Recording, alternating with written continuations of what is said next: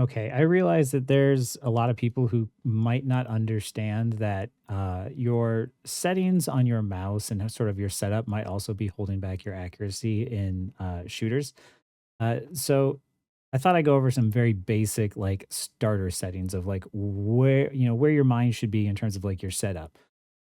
First and foremost, there is a option in the mouse settings, enhance pointer precision. Turn that off. That uh, as far as I know, it's been in Windows a long time, and it sort of speeds up your mouse the farther that you go. You turn that off so that way it's a straight one to one.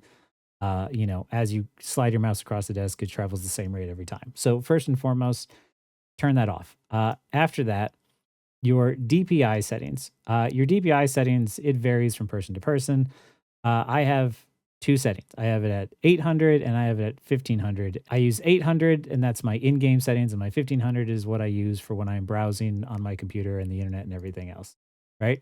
Uh, the next thing is you want to have a large, mouse mat, like some sort of large mouse pad, right? You wanna be able to have as much surface space to work with as possible. Um, and your settings in game, you're going to want to have be similar to this. Your DPI, which is like your mouse settings here, is mine set to 800, his is set to 1600, but his in-game sensitivity is set to 1. So that means it's 1600 times 1 gives you your eDPI. Uh, Mine is set to 800 and 1.75, so my eDPI is 1400. It's a little bit less than Shroud. I just turned it down recently. I used to be at 1600. Um, this is a good place to start, right? This is a good sort of settings to have it at. And the reason why is because a lot of times when you have a mouse pad like this, like for me, I don't have the numpad. I got rid of that.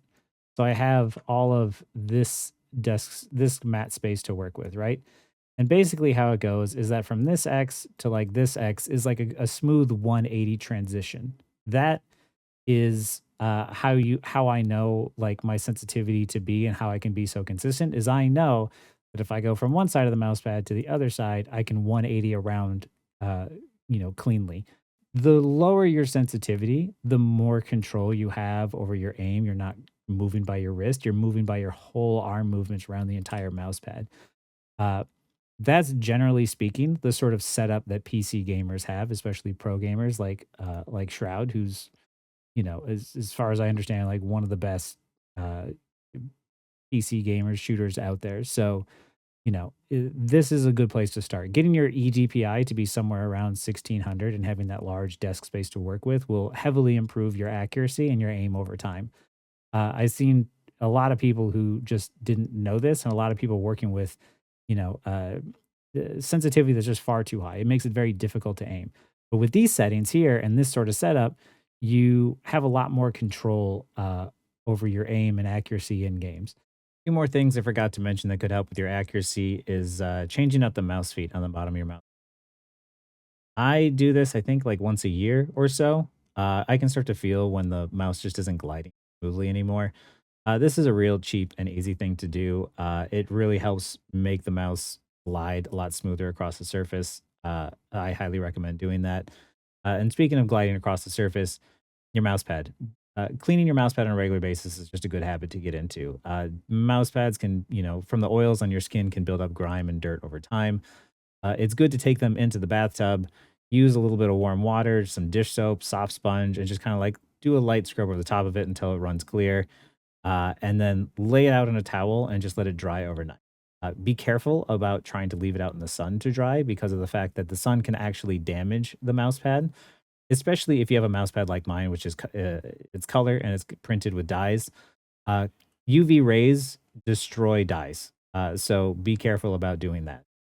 But yeah, these are two very simple, easy things that you can do on a regular basis that will just improve your accuracy.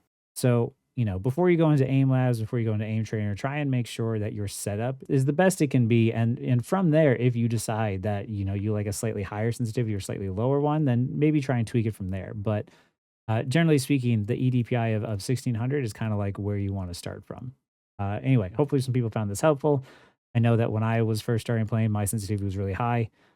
Things got a lot easier for me the more I adjusted to being around a 1600 sensitivity. So hopefully it does for you guys as well. Anyway, that's all I got for this one. This is an easy video.